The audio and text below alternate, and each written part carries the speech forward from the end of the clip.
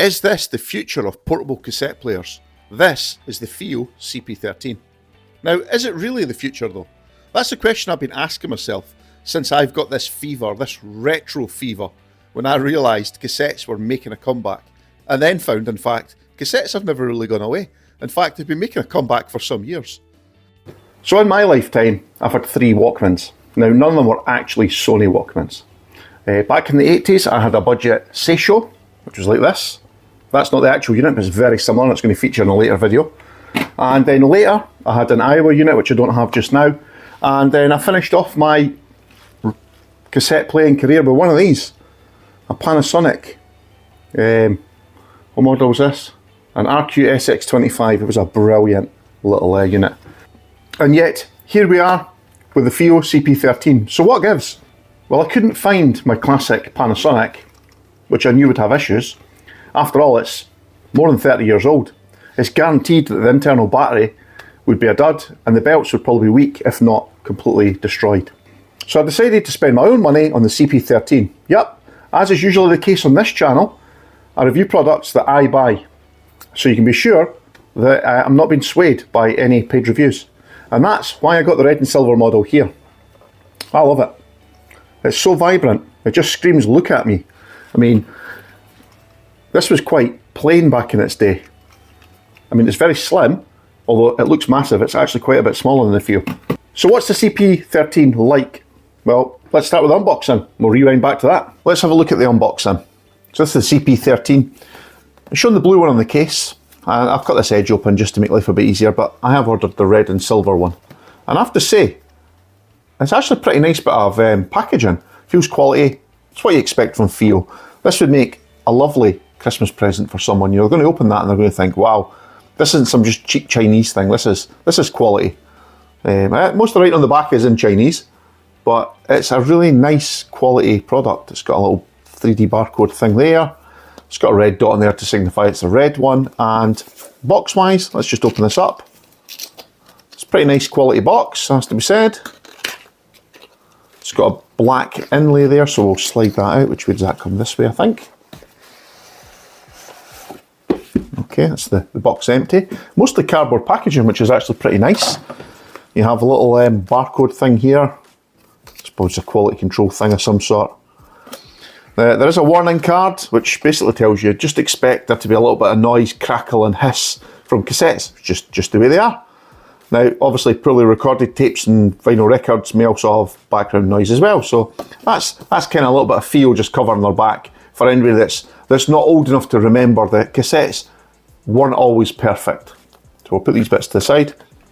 We have a quick start guide here, which is, again, it's in quite nice quality paper, nice finish. And it gives you quite a lot of information, tells you to insert your tapes. It's in Chinese initially at the front, which is fair enough. There is English instructions just a few pages in. Nice, big, easily legible guide. Something I appreciate because a lot of the hardware I buy has very small user guides and the writing is tiny. This is quite good quality. There's also some barcodes there for learning more, so that might link to some videos on FIIO's website. Definitely worth checking that out if you've never used a cassette player before, but I have, so we're going to move on. So you've got a foam insert here, you've got the player there itself, a little box here, which I'm guessing will just contain the USB cable. Now, I'll be using my own cable. What else have I got in here? A little silica gel bag and a USB-A to USB-C cable.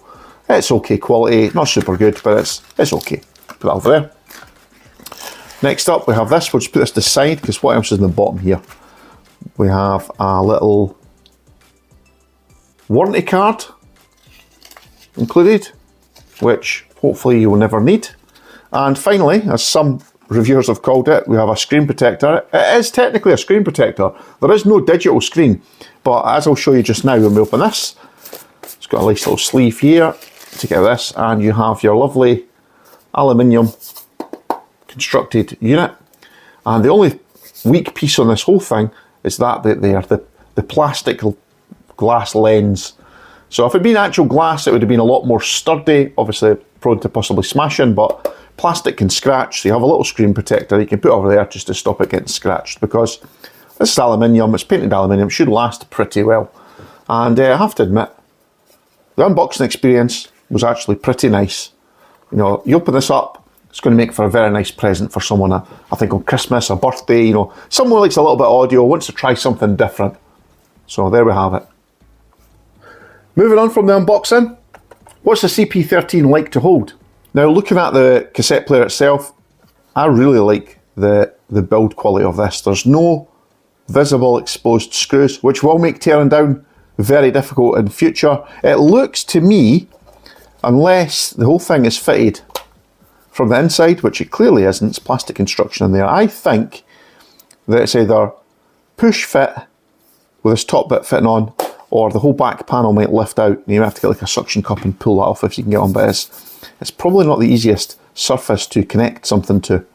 And yeah, so stripping this down might be a little bit difficult, and I'm not going to do a tear down because I bought this with my own money. No sponsorship here from FIIO. If they'd supplied me with one to tear apart, I would have done that, but then I'm sure they wouldn't have enjoyed me doing that either.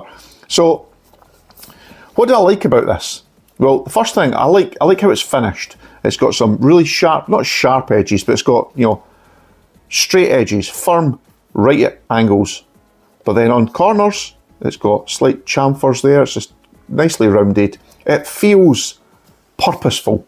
It feels like it was made to be like this. It's sturdy. It's no compromise.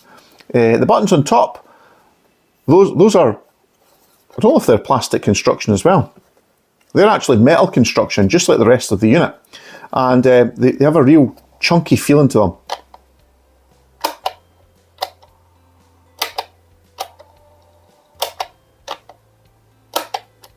They feel good, really positive. The volume knob on the side,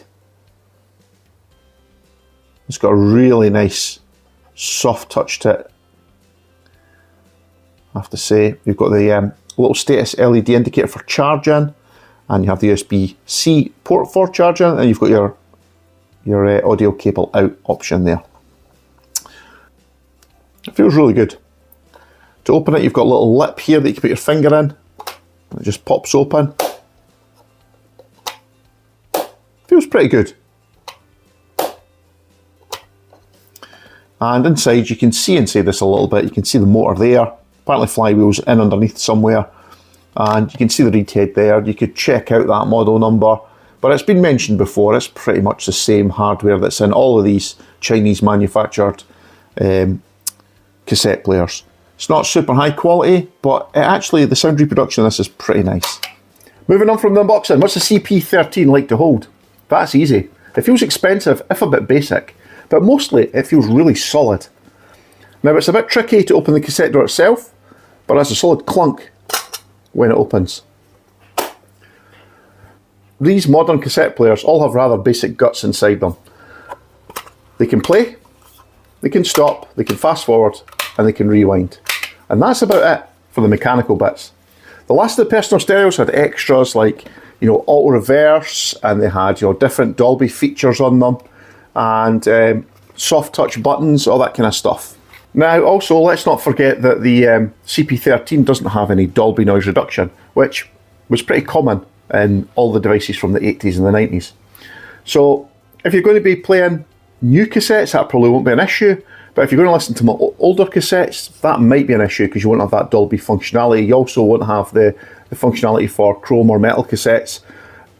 They'll probably still play, but they just might be a little bit quiet on the FIIO, and you might need some amplified earphones. What does the CP13 have that the extreme budget, terrible cassette players don't? Well, for a start, it appears to share the same mechanism. But it's apparently upgraded with things like a metal flywheel, which should help with playback stability, as I understand it at least. But can it cope with my old 1980s cassettes, which have literally been played hundreds of times? I know some of these tapes are less than perfect now. Okay, up next we're going to do a quick test of some wow and flutter. We'll play some old music of a cassette that's been played a lot of times. Well, that's awkward. I had 10 seconds of audio there, showing how it goes all wibbly wobbly with the player when you shake it, but unfortunately I've had to edit that out, so rest assured it's wowing and flutter right now. Okay, so I'll cut that really short because I don't want to get caught out with some copyright claim, but as you can see, if you shake it violently, there is wow and flutter, but if you're a bit more gentle, it's pretty much not noticeable. The CP13 has a built-in battery which charges over USB-C. It's really nice, really convenient. Battery life is okay, but not amazing by olden day standards. These old 90s units used to have the gumstick batteries in them which would last forever, and then you also had the additional little battery packs that you could put onto them with an extra AA, which would give you even more hours. However, the convenience of the USB-C charging is definitely worth having. Now the battery does charge pretty quickly, and you can also play back whilst charging. One peculiarity of the CP13 though is it suffers from what old cassette players used to also suffer from, and that is tape slowing during playback when the batteries get a bit weak. Now initially this happened to me when I was listening to this old Def Leppard cassette, and I got a little bit worried that the cassette was faulty. It lasted 30 plus years and it was running slow, and I thought it was maybe chewing the tape up. So I switched it to another cassette that I didn't value as much, and that was the same. And that's when I remembered that on these cassette players, certainly in the old-fashioned ones, these really old ones, they would get slower and slower as the batteries got a bit weak. But I'm pretty sure these later ones would just power off and stop playing when they started to slow down. So this started to slow down. I did work out that you can charge it whilst listening to it and it'll play back at full speed even when the battery is a bit low. Now, how does the CP13 sound? Well, I've been testing it out with this pair of Bassius headphones here, and they come with a USB-C to 3.5mm connector which connects into here, and that makes a big difference. And they've got their own built-in amplifier, so you don't have to use the volume control quite so much in here, which probably saves a little bit of battery as well. Testing the audio, a cheap set of Aliexpress in-ear monitor style earphones gave you a much less pronounced bass, but volume-wise they were still actually pretty good and the quality was still quite nice. I also tried a pair of proper old 1990s style earphones, and as I expected, the quality on these was really poor. But that wasn't down to the FIIO, so you get what you put in. If you use a decent pair of earphones like these, or even these ones were actually pretty good, you'll get okay experience. If you use genuine old sort of 1990s style ones, they're going to be pretty bad. But before I finish up this video, I've got to mention some of the negatives. Wow and flutter. Yes, the CP13 suffers from it. Which portable cassette doesn't? This old one here is really bad. Just picking it up, it's often fluttering away. This one, not too bad. If you're walking along gently, then it's not really very noticeable. But if you shake it, if you're sitting shaking it, or you're running along, then you're going to get wow and flutter. These don't have a great mechanism. It doesn't hold it very tight. And this might have been a bit better back in the day, but when I compare these two together, there's no competition. The FIIO is much better. This thing probably cost about a fifth what this cost, and in fact I bought this for £5. This cost £60. I could pick this up and move it at all and it's fluttering, whereas if it's sitting flat it's not too bad. This, you can walk along and it doesn't exhibit too much wow and flutter. So, should you buy a portable cassette player in 2024? Well, that's debatable. But it's still a great bit of nostalgia, and the CP13 is helping to keep that dream alive. What better way to enjoy your music away from digital than on cassette? You can create your own mixtapes, or you can really focus your mind and pick that album that you really want to listen to, and you're not going to have distractions of, I'll just listen to something else while I'm online. But maybe that's not the question I should be asking here. Maybe I should ask the question, should you buy a CP13 in 2024, or should you buy something else?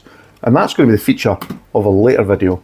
So why not subscribe so you don't miss out on that, where I do a bit of a comparison of lots of different eras of old units, some of which I'll have to fix to test them on the channel. So stick around for that. And if you like this video, why not smash the like button? And if you hate this video, don't worry. I've got some more retro gaming videos coming very soon. So why not smash the like button anyway, and help feed the YouTube algorithm and boost the channel. Thanks for watching, and I'll catch you in the next video. Bye for now.